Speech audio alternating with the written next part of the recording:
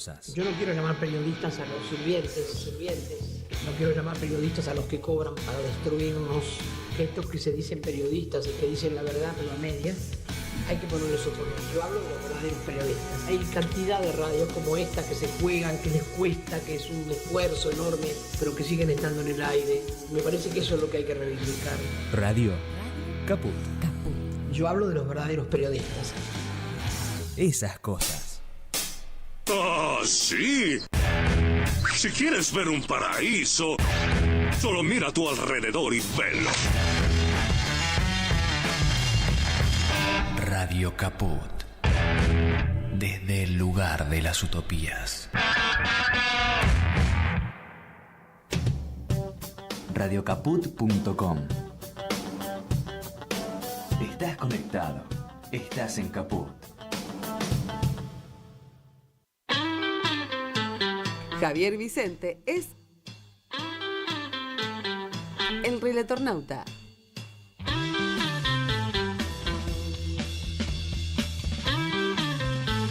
El Relatornauta, los martes y jueves a las 15 en Caput.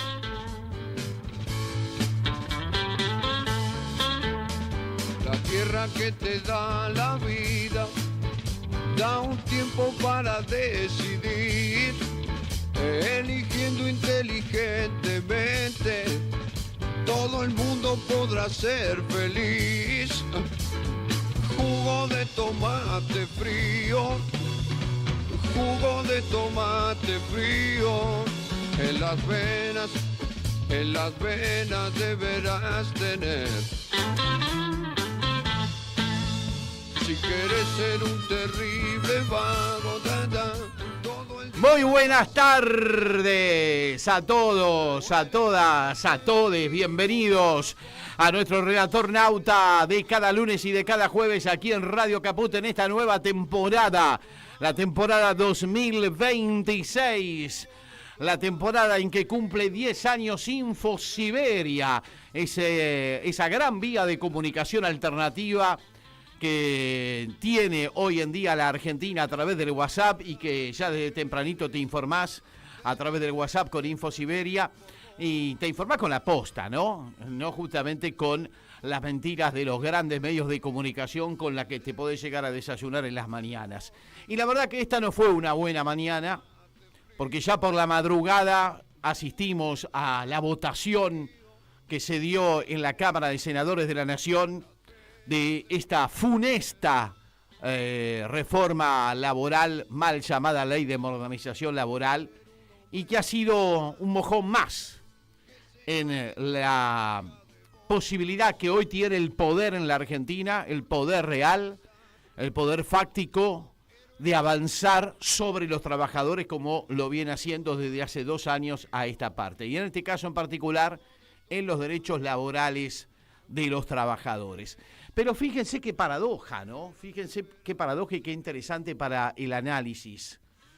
Porque si este gobierno logró penetrar con su discurso en la sociedad, si este candidato en particular que hoy es presidente logró penetrar con su discurso en la sociedad y convertirse en presidente cuando nadie pensaba que podía llegar a pasar algo así, sobre todo con un proyecto anarcocapitalista, de fachada anarcocapitalista, siempre lo decimos, en verdad, esta es una restauración oligárquica neoliberal clásica con fachada anarcocapitalista. El modelo, como bien lo dijo ayer Kicillof, es el mismo de Martínez de Oz, el mismo de la dictadura, el mismo que supimos conseguir en los tiempos de Macri. Pero vaya paradoja, ¿no? Porque si hay algo que penetró en la sociedad fue el discurso de la anticasta. Y tenía sus razones ese discurso, porque indudablemente había una distancia entre la clase política, la política profesional y la sociedad en los últimos tiempos, en medio del malestar que generan las crisis económicas sucesivas, y sobre ese malestar se montó el discurso oficial, se montó el discurso de Milei y logró penetrar en la sociedad y consiguió ganar las elecciones. Ese discurso era el discurso de la anticasta. Ahora, a 2 años vista del desarrollo de este gobierno, lo que vemos es que es el gobierno más casta que haya existido jamás en democracia. Y para muestra vale un botón. Justamente la mal llamada ley de modernización laboral que fue aprobada ayer en el Congreso, la reforma laboral, es una muestra de una ley de la casta. Lo que se sancionó ayer fue una ley para la casta y en contra de los ciudadanos, en contra de los trabajadores de a pie. Fíjense, el gobierno negoció con la CGT, es decir, con los gremios, que volvieron a hacer lo mismo que hicieron en los 90. Salvaron las cajas y entregaron a los trabajadores. Bueno, razones no le falta, porque los trabajadores votaron a Milei, dirán los dueños de las cajas sindicales. Negoció con los empresarios y con las cámaras empresarias. Ustedes se acuerdan de lo que decía Sturzenegger, que las cámaras empresarias eran la expresión de la casta. Bueno, negoció con ellos y les dio la prebenda que necesitaban. Le dio a los gobernadores lo que los gobernadores pretendían o querían, sobre todo en el tema de impuestos a las ganancias. Negoció con los propios senadores. Negoció con todo el mundo, pero eso sí, terminó entregando a los trabajadores que fueron los grandes damnificados, los trabajadores de a pie, los trabajadores individuales, que se quedaron con menos derechos y con menos ingresos. O sea, un ejemplo de gobierno casta como este, la verdad, yo no me acuerdo desde el retorno de la democracia hasta aquí. ¿Y qué tal si lo charlamos con Carlos Raimundi, nada más ni nada menos, ese gran militante político, dirigente, que fuese legislador, embajador en la OEA en el gobierno anterior y, por supuesto, alguien que nos permita reflexionar sobre este tipo de cosas.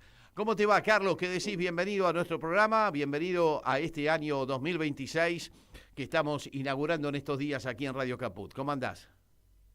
Bueno, ¿cómo estás, Javier? Bueno, un gusto, como siempre, poder reencontrarnos.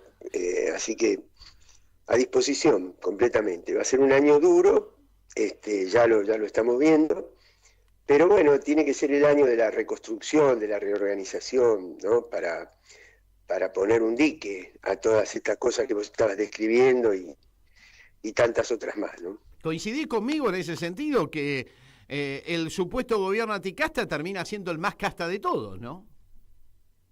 Sí, ¿cómo no voy a coincidir? No quisiera ser reiterativo.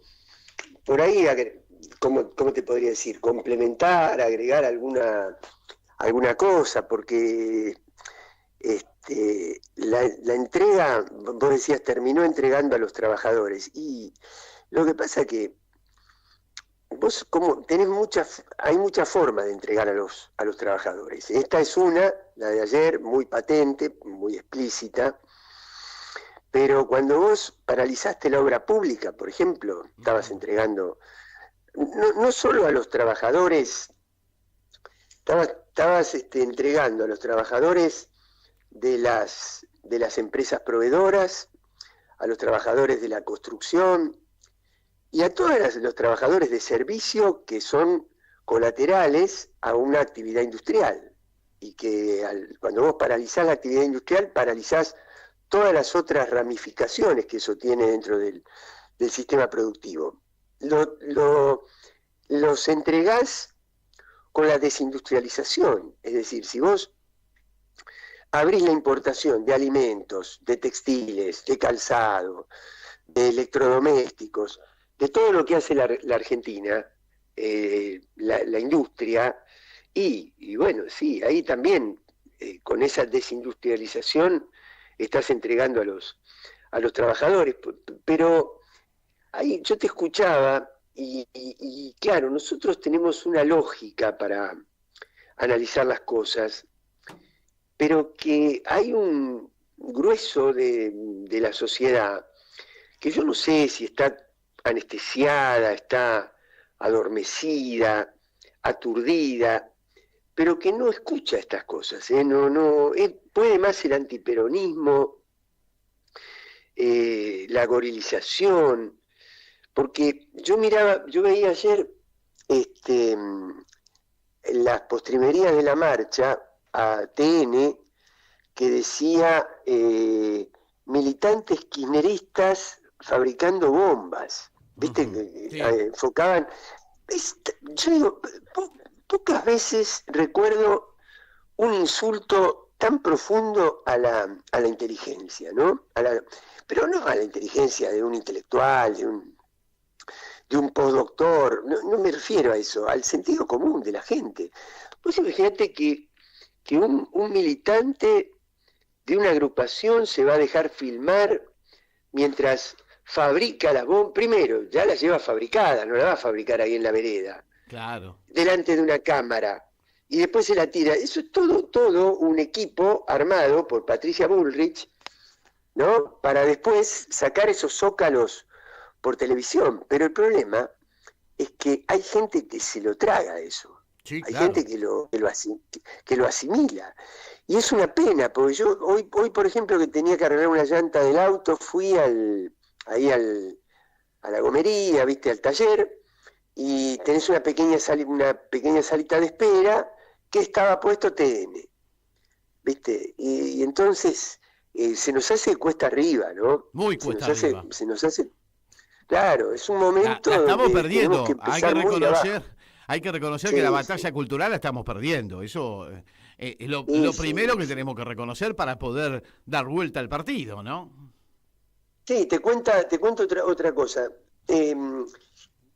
Yo que doy clases en distintos lugares, entonces tengo distintos perfiles de estudiantes. En La Plata tengo más clase media, pero en la Universidad de Lanús tengo laburantes porque doy en el turno noche. Y vos es que uno conversa con los estudiantes y no, por ejemplo, una chica me decía que trabajaba como 11, 12 horas por día en una de estos comercios, viste, que hacen las uñas, viste que ahora está de moda hacerse las uñas, no sé qué. Bueno, y bueno, me contaba, no es que me contó lo que le pagaban, pero todos los esfuerzos que tenía que hacer, tiene 2 hijitas, pero ella, ¿sabés lo que decía? Yo no estoy tan mal.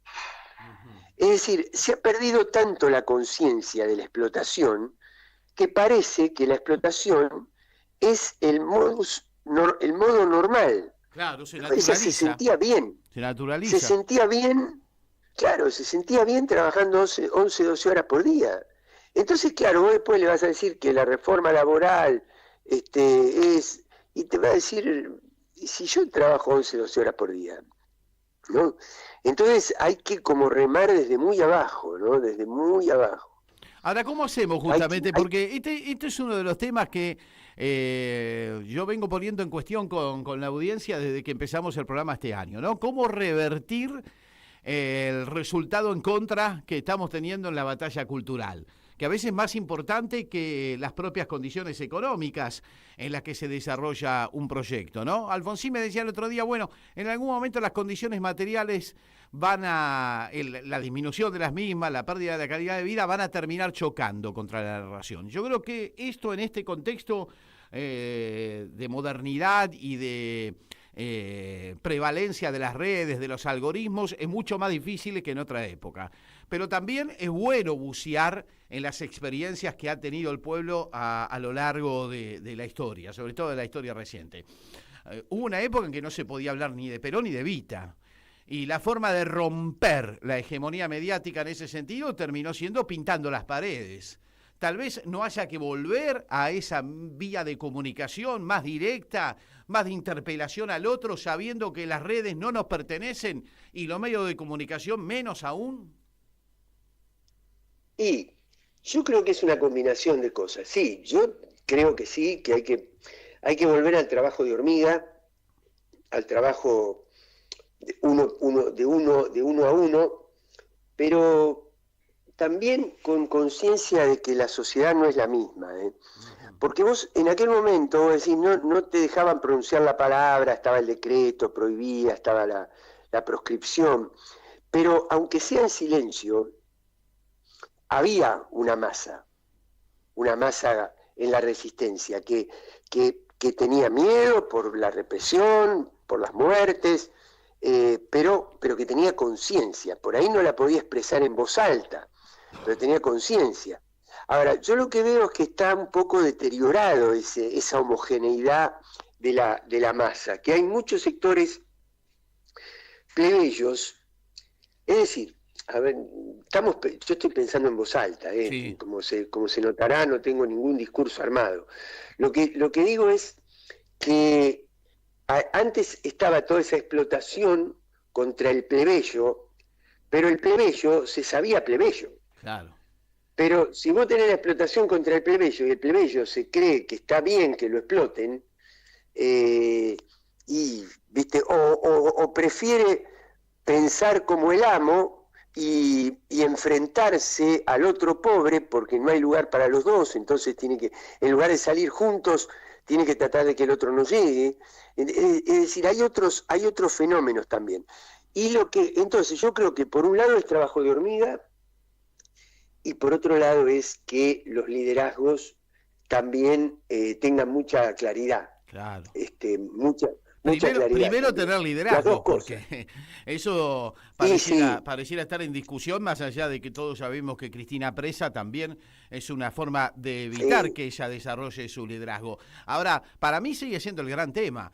¿Cómo hacemos nosotros, primero y principal, para tener discurso y desde ese lugar decirle a la sociedad, hablando mal y pronto, Carlos, bueno, hacer entender de que la mierda no es rica, como le hacen creer, ¿no? La mierda es mierda, no es caviar, ¿no? ¿Cómo hacemos para llegar a la sociedad y hacerle entender eso?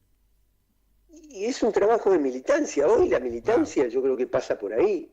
Por eso no me gusta, te digo honestamente, cuando la militancia se distrae en cosas que son secundarias, ¿viste? En criticar a un compañero, en ver si está con este o con el otro, y si no está con uno lo cancela. Bueno, todas esas pavadas, sinceramente, no van, nunca fui amigo de ese tipo de cosas, pero hoy menos todavía, porque la esencia del trabajo militante tiene que ir por ahí, por donde vos estás diciendo, por volver a esclarecer, por sacudir. Cuando digo sacudir, digo con buenos modales, sin altanería, sin arrogancia, pero como sacudiendo, agarrando de los hombros, la imagen sería, no es literal lo que digo, pero la sensación sería agarrar de los hombros y decir, despertate, ¿no ves lo que está pasando? ¿No? Y un trabajo minucioso, día por día, persona por persona, si es necesario, red por red también, porque ese territorio no lo podemos descuidar tampoco, porque ellos han sido muy hábiles, muy profesionales en trabajar ese territorio de las redes, de las plataformas, pero lo nuestro es más la presencia física, pero no porque somos antiguos, sino porque somos humanos. Claro.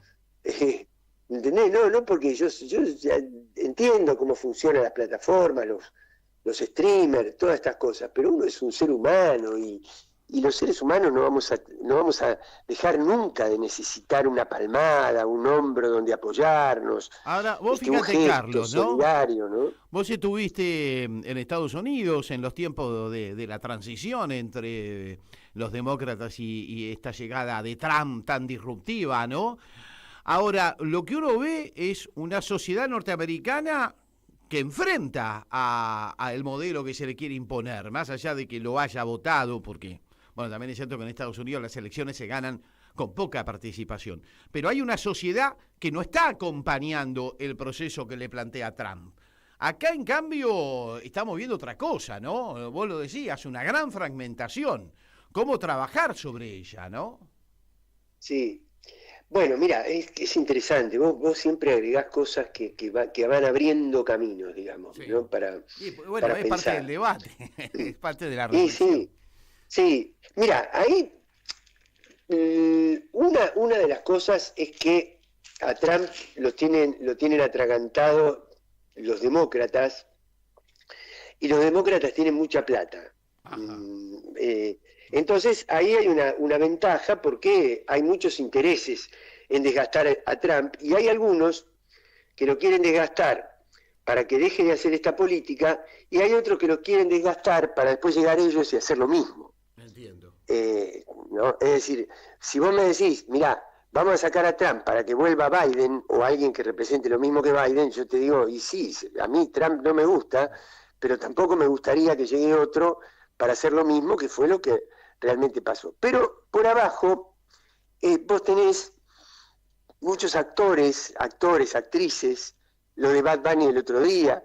Lo de Bad Bunny es importante porque es en una final de un deporte que llega mucho a las clases bajas económicamente, mucho a los inmigrantes, a los latinos, a los afrodescendientes. Entonces es muy importante ese mensaje. Lo tenés al alcalde de Nueva York, que en medio de la Quinta Avenida, ahí en Times Square, que es uno de los lugares más visibles del mundo, de mayor visibilidad del mundo, te pone la condena a lo que hizo Trump en Venezuela, y ahora te pone que hay guarderías para los niños gratuitas cuando son hijos de trabajadores. Claro. Entonces te da visibilidad. Y yo no sé qué creo, viste, como acá en Argentina, yo creo que en octubre, Trump fue muy importante, muy determinante para el triunfo de Milei. Entonces, creo que Milei tiene un poco su destino atado a que Trump no se venga abajo. Porque si Trump se viene abajo la ayuda financiera y se viene abajo Milei también. Es una pena, ¿no? Es una pena que nosotros tengamos que depender del gobierno de otro país para sacar al gobierno nuestro, pero va a ayudar, seguramente esa descomposición en Estados Unidos va a ayudar. Pero nada va a reemplazar a lo que hagamos sobre nosotros mismos, a que nosotros reconstituyamos esa idea de pueblo, ¿no? Porque hoy hay mucha gente que objetivamente pertenece al pueblo, es decir, estos pibes que van en bicicleta o en motocicleta a repartir pedidos. Esos son nuestros, son del pueblo que te gusta a vos, que me gusta a mí, pero piensan como Bullrich. Claro. Bueno, es ahí donde hay que trabajar, no enojarse, no vale la pena enojarse porque a nadie le gusta que te vengan a patotear o que te vengan a decir que vos sos un tonto, a nadie le gusta eso, entonces no hay que hacerlo así, hay que hacerlo tranquilo, por eso que por ahí pasa la militancia hoy, para recuperar esa masa crítica de nuestro pueblo que se nos fue yendo para el otro lado. Y después está lo que le pasa al peronismo, ¿no? Porque lo que uno está viendo es que esas islas provinciales no están participando de un proyecto nacional. Entonces cada gobernador defiende su quintita, entrega los votos a cambio de alguna prebenda, la CGT defiende las cajas, les importa poco los trabajadores. ¿Cómo hacemos para recomponer un proyecto nacional? Da la sensación de que haberle dado de alguna manera la posta a Kicillof para que asuma el liderazgo es un principio en ese sentido, ¿no? ¿Vos cómo lo ves? Y sí, claro. Sí, hay que recuperar la idea del proyecto nacional. Pero además, porque yo pensaba el otro día, un pensamiento en voz alta, ¿no? Voy a decir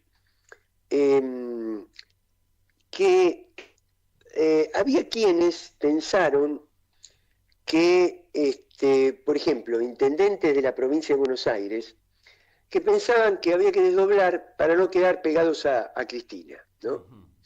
Finalmente, Kicillof desdobló las elecciones, puede ser que haya habido otros motivos también importantes, no quiero volver sobre eso, quiero razonar en otro eje. Vamos a suponer que ahora es Kicillof la figura nacional, ¿no?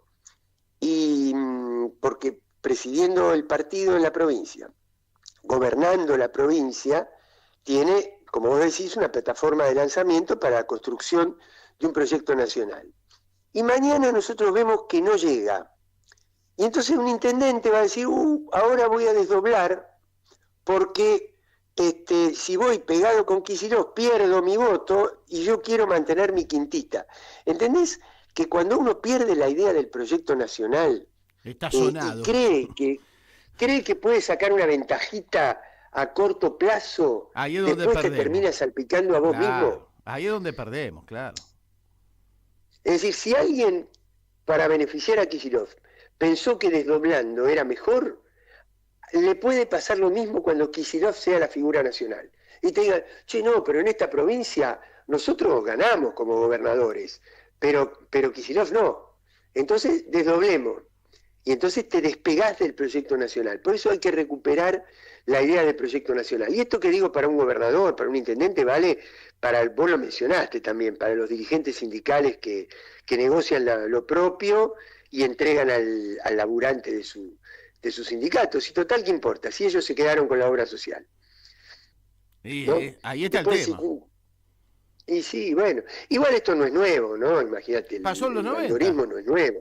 Pasó lo mismo en los Pero 90. bueno, y es que siempre hubo una CGT complaciente en la dictadura. ¿Te acordás que estaba la CGT Azopardo y la CGT Brasil?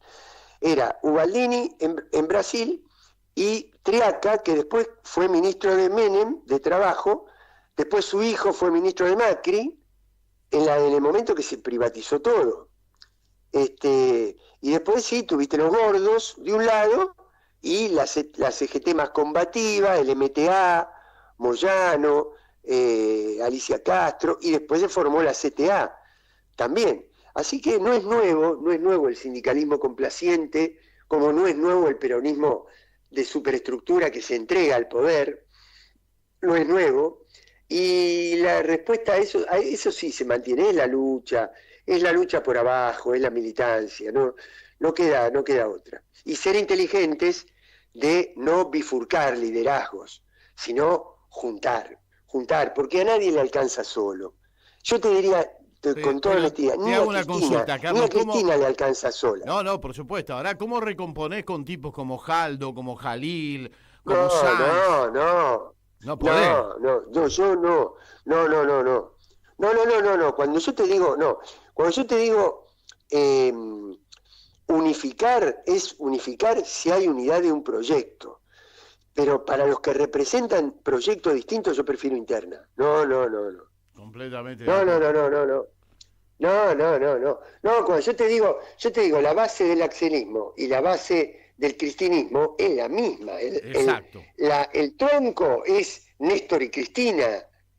Ahí no hay diferencia programática, de proyecto, filosófica, no. Hay disputas, que uno las entiende, bueno, pero ahí hay que unir. Ahora, con Pichetto, no, loco, no. Claro, con Pichetto ¿Qué crees que te diga? No, con Jaldo, con Jalil, con los que vendieron el proyecto nacional para construir medio metro de cordón cuneta, no, viejo, no. Coincido. No, eso está en otro campo, no, eso es otro, están en otro partido, no. Bueno, para finalizar la charla, como siempre muy rica, Carlos Raimundi, ¿ves un año entonces de construcción, de militancia, de estar ahí cuerpo a cuerpo con los seres humanos que habitan este mundo y pensando en el 27? Sí, total. Pero lo que pasa es que al no tener la elección que te está soplando la nuca, en el 26 podemos recorrer, salir a tomar mate, juntarnos, hacer reuniones más chicas, más grandes, y hablar de todo esto. Y va a ser muy importante la actitud, el gesto. Si yo voy mirando al otro, yo te digo todo esto, y después me voy a un distrito y miro por encima del hombro al militante o al vecino, y entonces no sirve de nada, soy un hipócrita. Ahora, si yo te digo todo esto y después voy humildemente a escuchar, a conversar, a intercambiar ideas, a ser claro, yo no estoy diciendo que hay que hacer concesiones, no, se puede ser clarísimo y contundente y al mismo tiempo humilde. Esa combinación es la que tenemos que trabajar este año, para ver si reparamos todo el retroceso que hemos tenido, ¿no?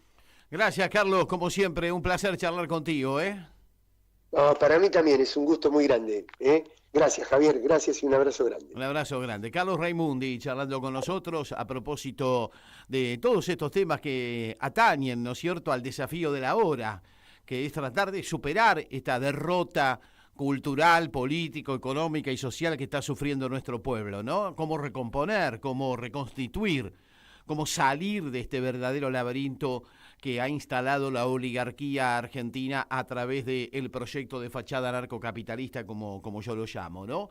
Y ayer también, lamentablemente, quedó destruido el Estatuto del Periodista, con el significado que el mismo ha tenido a través del tiempo, desde que el general Juan Domingo Perón lo puso en marcha. y no alcanzó con toda la militancia que puso el gremio de periodistas, que sí se comportó bien, las propias acciones individuales de muchos de ellos. Es cierto que los grandes responsables de que se haya perdido el estatuto a manos del Grupo Clarín y de los empresarios periodísticos han sido los Trebuch, los Feynman, los periodistas traidores, porque ellos han vivido gracias al Estatuto del Periodista todo este tiempo y lo primero que hace es entregarnos. Pero yo quiero rescatar la actitud de Nancy Pasos, de esta amiga y compañera con quien cursamos juntos la carrera de comunicación, y que ayer mostró a las claras con su actitud, con ese acting que ella realizó en las puertas del Congreso, que es lo que se viene para nuestra profesión en los próximos tiempos, ¿no? La censura, la defenestración, la pérdida de nuestro oficio. Eso es lo que se viene, lamentablemente, a manos de la conquista del algoritmo y de las redes sociales manipuladas por los propios dueños de todas las cosas. Por eso quería reivindicar a Nancy con este muy lindo collage que hizo Me Voy al Mar, reivindicando a la gran Nancy Pasos.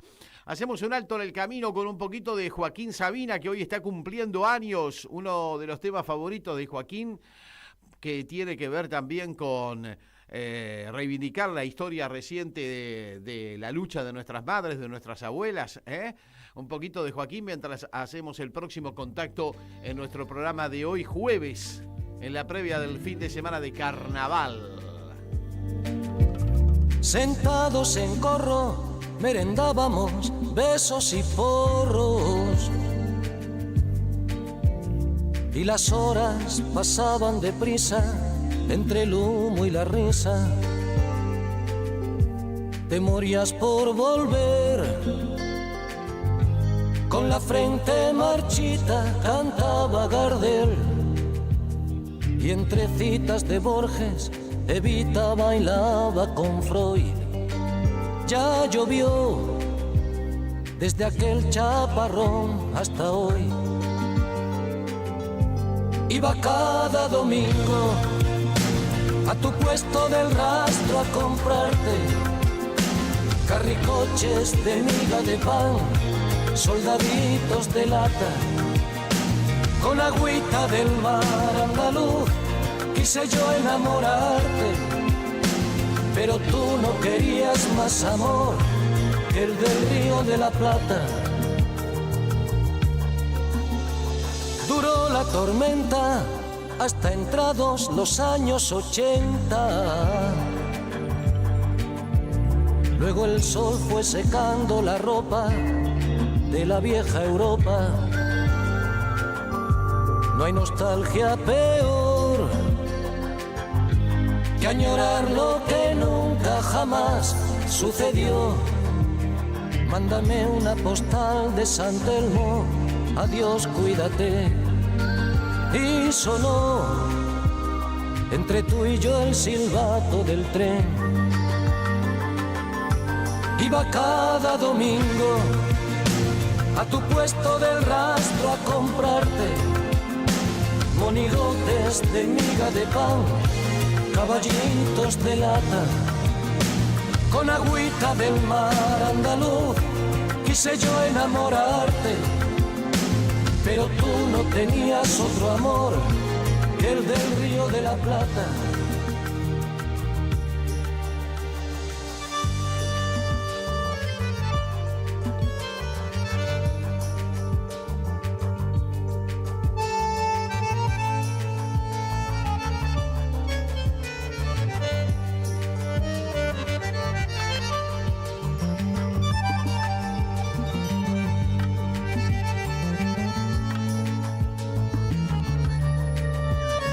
Aquellas banderas de la patria, de la primavera. Muy bien, ahí estamos homenajeando a Joaquín Sabina en su onomástico, cumpliendo 71 pirulos, el gran Joaquín ya retirado de los escenarios. Pero ahora tenemos la posibilidad de charlar con el colega Daniel Míguez, Él es uno de los grandes periodistas que tiene la Argentina y además acaba de publicar lo que es el éxito editorial del verano, ¿eh? San Martín en persona, el hombre detrás del prócer. La verdad que teníamos muchas ganas de hablar con él porque hoy que San Martín está siendo tironeado por las distintas facciones de la Argentina, como ocurrió siempre, ¿eh? En la historia pasada también fue así. Es bueno charlar con él porque nos permite contextualizar, sobre todo en esto que estamos debatiendo sobre la batalla cultural. A ver si me escucha Daniel. ¿Cómo te va, Daniel? ¿Qué decís? Buenas tardes, gracias por atenderme. Gracias, Javier. ¿Cómo te va? Muy bien. Bueno, no es un día nada halagüeño para los trabajadores de prensa, ¿no? Sí. Es así, el estatuto que tanto costó imponer y defender está ahí, bueno. Sí, son estos tiempos tan difíciles que estamos viviendo, ¿no? Y a propósito de eso, bueno, has hecho esta novela, porque es una novela, ¿no es cierto? Pero con datos históricos. No es una novela, ¿eh? Es un trabajo de investigación, más que nada. Exactamente, es un trabajo de investigación, todo rigurosamente documentado, cada dato. Es San Martín, como dice el título del libro, en persona, es decir, San Martín en su vida cotidiana, en su vida personal, San Martín en sus vínculos, con sus hijos, con sus hermanos, con su hija, con sus hermanos, con sus padres, con sus amigos, sus enemigos. San Martín, traté de reflejar el San Martín que no conocemos, ¿no? El que no lo vemos en la escuela, digamos. El San Martín ser humano, ¿no? El San Martín de carne y hueso, y con su pensamiento también, porque siempre se ha discurrido mucho sobre el pensamiento político, geopolítico de San Martín, ¿no? Sí, el libro cuenta 33 historias de la vida de San Martín, haciendo eje en su personalidad, en sus características como persona. Pero siempre lo político, incluso lo militar, pero sobre todo lo político, se entrecruza en cada historia, es inevitable, porque lo constituyen también como persona, lo ideológico, ¿no? Y sí, eso está muy presente también en el libro, porque San Martín es ideológicamente es un hijo de la Revolución Francesa, era un humanista, un demócrata, y siempre actuó políticamente, porque por encima de todo fue un gran político, siempre actuó llevando adelante esas ideas sin apartarse de ese camino, ¿no? Como con todo político, negociando o haciendo algún avance y algún retroceso, pero siempre con una ideología y objetivos políticos claros, con mucha determinación. ¿Y qué hubiese pensado San Martín en este momento? Porque él fue, de alguna manera, tironeado por las distintas facciones de la historia argentina, ¿no? Sobre todo la federal y la unitaria. Mitre lo convirtió en el padre de la patria para, de alguna manera, ponerlo en el bronce y que no sea interpelado su pensamiento que estaba más cerca de la corriente federal. Y hoy en día se utiliza el sable corvo a favor de la facción que está gobernando la Argentina, que está muy cerca, creo yo, de la vieja y de la rancia oligarquía argentina, de todo su pensamiento, en detrimento de un pensamiento más popular, ¿no? ¿Qué estás viendo al respecto sobre cómo se lo tironea a San Martín, al sable corvo, al propio San Martín? Bueno, por un lado, respecto a lo del sable corvo, yo no le veo ningún sentido el traslado del Museo Histórico Nacional al batallón o al cuerpo de granaderos. No le veo ningún sentido ni histórico ni práctico.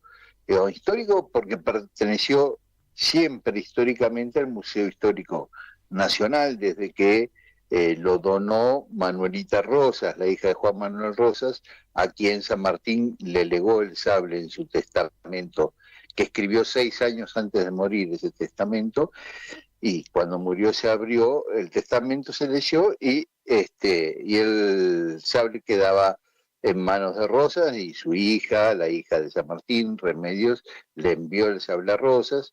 Después de la batalla de Caseros, donde Rosas es derrocado y exiliado en Inglaterra, se lleva el sable a Inglaterra, y cuando muere Rosas, el Museo Histórico Nacional, a través de su director Carranza, le pide a Manuelita Rosas si no lo dona, y ella lo hace en 1897, con lo cual el sable le corresponde al museo. Y si eso fuera poco, el presidente de entonces, José Evaristo Uriburu, firma un decreto reafirmando que el sable tiene que permanecer en el Museo Histórico Nacional. O sea que ahí tenemos, después, por un lado, sí, Daniel, sí.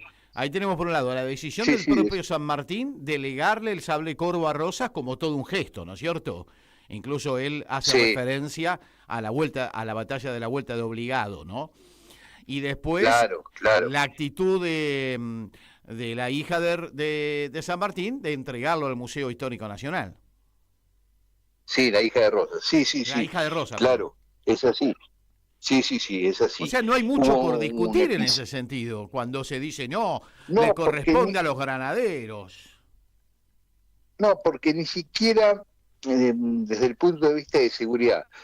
Vos pensás que hubo 2 episodios en la década del 60 donde el sable fue robado, en 1963 y 1965, una acción política de un grupo peronista que enseguida lo devolvió en ambas ocasiones, no solamente para efectos propagandísticos, con el peronismo proscripto en aquel entonces. Cuando Onganía derroca a Ilia, decide trasladar el sable al granadero al regimiento de granaderos, por una cuestión de seguridad. Cuando Cristina Fernández de Kirchner lo reintegra al Museo Histórico Nacional, se le pone una guardia de granaderos permanente las 24 horas.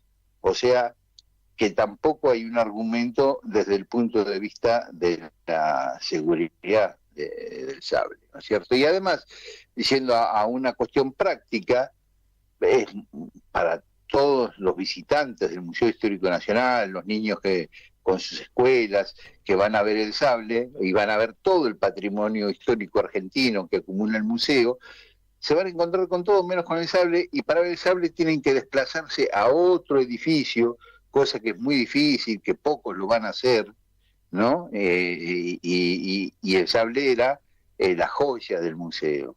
Entonces, hasta desde un punto de vista de la comodidad de la gente, de la posibilidad de que los argentinos y argentinas puedan ir a ver el sable, es mucho más incómodo. Tienen que desplazarse a 2 lugares en todo caso si quieren ver las cosas de San Martín, porque el resto de las cosas de San Martín también quedan en el Museo Histórico Nacional, ¿no es cierto? Claro. Y así que me parece que es y ellos no van de medro del regimiento de granaderos, que los argentinos valoramos mucho, le estamos muy agradecidos, fue fundado por el propio. O sea, es intachable el regimiento de granaderos, defendió a los presidentes democráticos cuando hubo golpes de Estado. Está siendo utilizado. Pero no, claro, no tiene, digamos, yo digo, no, una cosa no quita la otra. Digo, el valor que tiene el regimiento de granaderos con la lógica de que el sable permanezca. ¿Y por qué crees que alguien como Milei necesita apropiarse de la figura de San Martín? ¿Por qué es tan importante para él apropiarse de esa figura? Y es que no sé si le interesa tampoco apropiarse. Yo es una medida que no alcanzo a comprender, y porque tampoco parece muy sanmartiniano. Milei no da ese aspecto. Se equivoca en los datos históricos permanentemente respecto a San Martín, desde su nombre. El otro día, en la conmemoración del combate de San Lorenzo, también le erró por 100 años o casi 100 años a la fecha del combate. Bueno, en fin, no parece muy compenetrado con esa idea, me da esa sensación. Así que tampoco, a lo mejor es quizás comunicacionalmente para instalar un tema, y que se hable de una cosa y quitarle espacio en los medios a que se hable de otra, quizás, no sé, la verdad que no lo puedo interpretar realmente. Te entiendo. Y decime una cosa, a partir de la experiencia de la publicación de este libro, que es un éxito editorial, ¿qué vas descubriendo? Yo entiendo que los pibes de hoy en día mucho no conocen a San Martín, ¿no? Más allá de que lo estudian en los colegios. Yo te diría que los pibes y los adultos, porque mira, ¿sabés? Una anécdota personal que tiene que ver con la gestación y el nacimiento, el embrión de este libro, es que cuando yo le contaba, yo soy un fanático de la historia, muy lector de periodista, pero muy lector de historia, y a lo largo de los años iba profundizando en lecturas en algunas etapas históricas o algunos personajes históricos. Uno de ellos San Martín, y cada vez leía más y más y más de San Martín. Y cuando le comentaba a algún amigo algún dato de San Martín, lo sorprendía, lo desconocían, me volvía a pasar, y dije, bueno, acá hay algo, acá hay mucha gente que no sabe mucho de San Martín. Y eso me empujó a escribir este libro, que me llevó mucho trabajo, porque había que buscar lo que yo quería hacer, que era lo que estaba debajo de la superficie, de lo muy visible, de lo muy difundido de San Martín, era difícil de encontrar. Entonces llevó un trabajo muy extenso en tiempo, ¿no? Pero yo quería mostrarlo a ese San Martín como era ese tipo generoso, empático, ese humanista, el tipo gracioso, muy amigo de sus amigos, un tipo bromista, un tipo que tuvo un montón de enfermedades y un montón de problemas personales en su vida, desde enviudar muy jovencito, de quedarse a cargo de su hija y hacerse cargo de su hija, algo que en esa época no era lo habitual. Cuando una personalidad así enviudaba y se quedaba con niños, normalmente los daba cuidado de una abuela o de una hermana o de una congregación religiosa. Ningún prócer varón se hacía cargo personal y cotidianamente de la crianza de sus hijos, como lo hizo San Martín con Remedios. Y con todos los problemas de salud. Muy despojado, ¿no? En su vida personal. Él podría haber hecho una fortuna y nunca fue su objetivo, ¿no? No, nunca fue su objetivo. Tuvo algunos momentos de bienestar económico y muchos momentos de penurias económicas. Es más, hay un momento clave en su vida, cuando estaba enfermo de cólera en París y sin un peso, porque ni los gobiernos de Argentina, ni de Perú, ni de Chile le mandaban su pensión como militar retirado, y la estaba pasando muy mal, y ahí ocurre un hecho providencial que es el reencuentro con un viejo amigo militar español que había combatido con él en España en los 22 años que San Martín combatió en España, y que se habían dejado de ver de muy jóvenes. Y se reencuentran ahí cuando este amigo, Alejandro Aguado, ya era un multimillonario, el banquero más poderoso de Francia, dueño de una pinacoteca fabulosa, de viñedos, de lo que se te ocurra, de la Ópera de París, 3 diarios en París.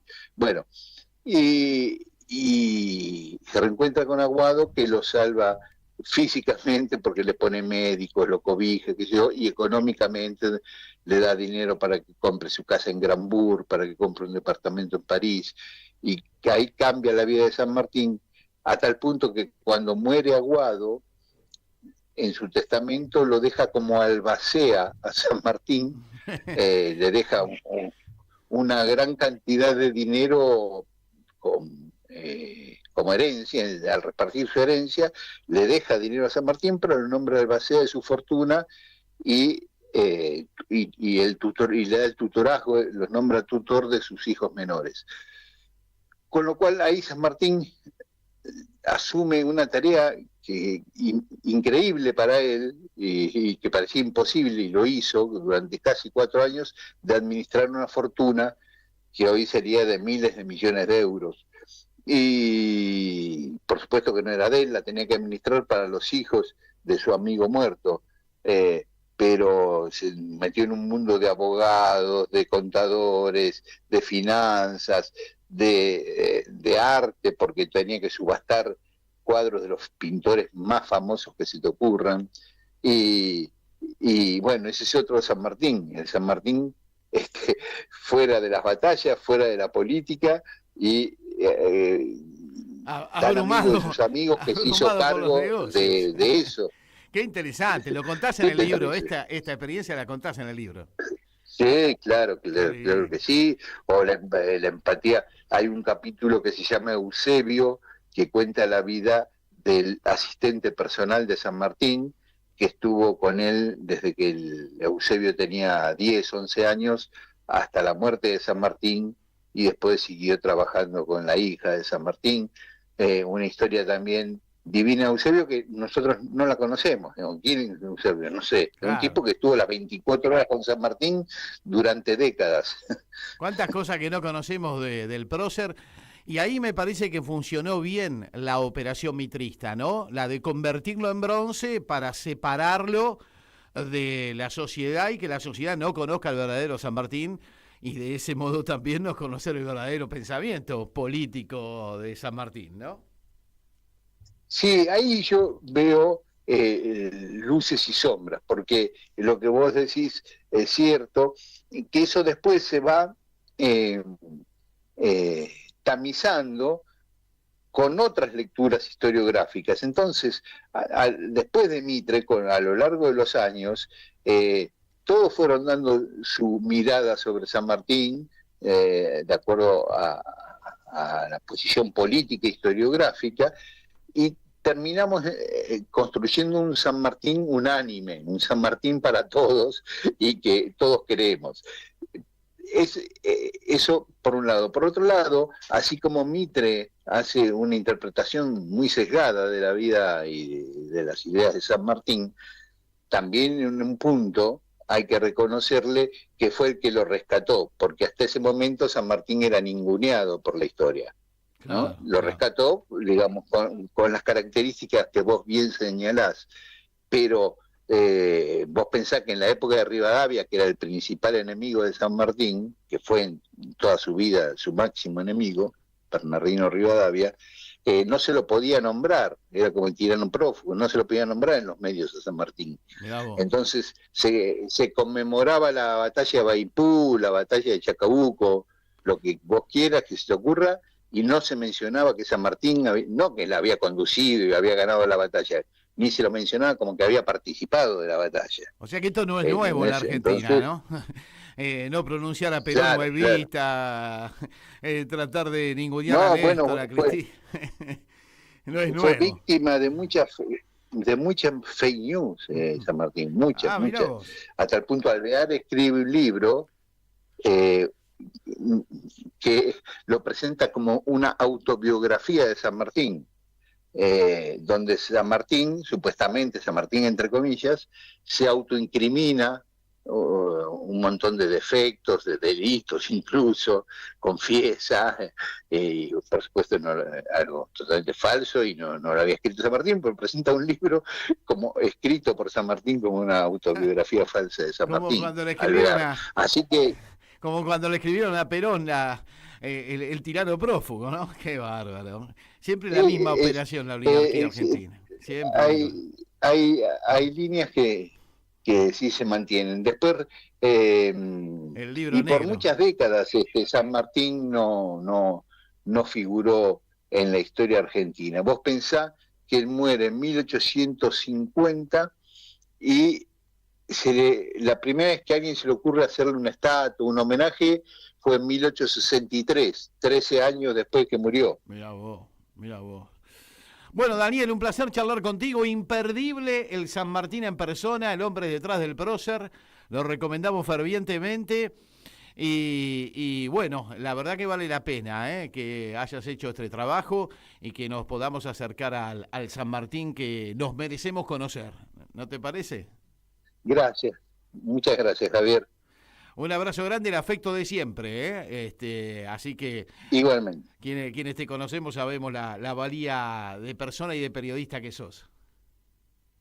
Gracias, muchas gracias, Javier. Un gran abrazo. Daniel Míguez charlando con nosotros a propósito del San Martín en persona, este San Martín tironeado, como siempre, por la oligarquía argentina para apropiárselo, cuando fue todo lo contrario, cuando fue un líder popular único y extraordinario. Y ya vamos a devolverle el sable corvo a su lugar, cuando consigamos revertir esta funesta experiencia oligárquica neoliberal con fachada anarcocapitalista, vamos a devolver el sable corvo a su lugar.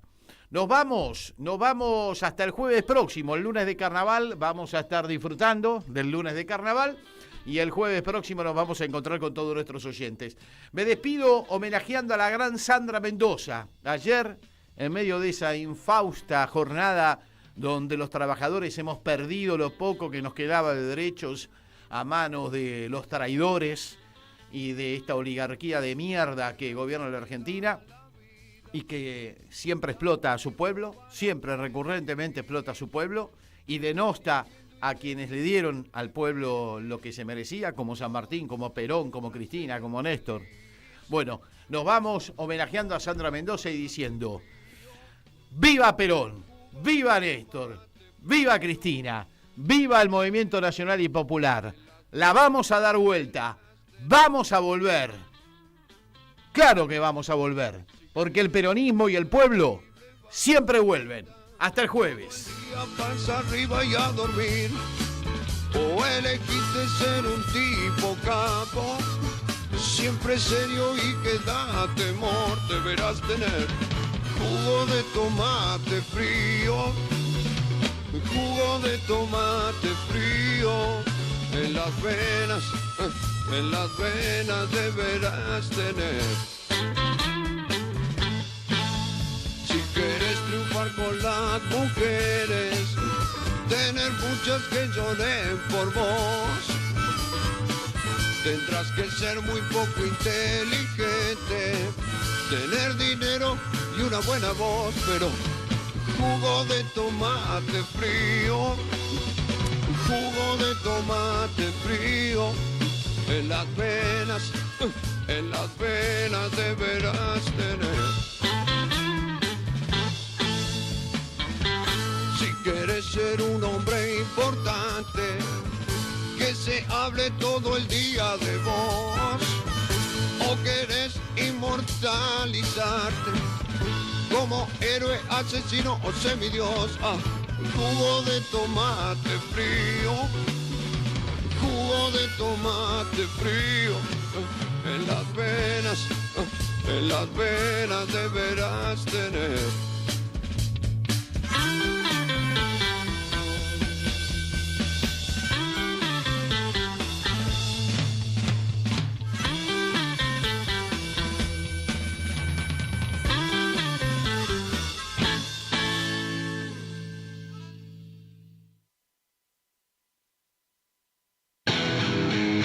En Caput pasan cosas. Yo no quiero llamar periodistas a los sirvientes, no quiero llamar periodistas a los que cobran.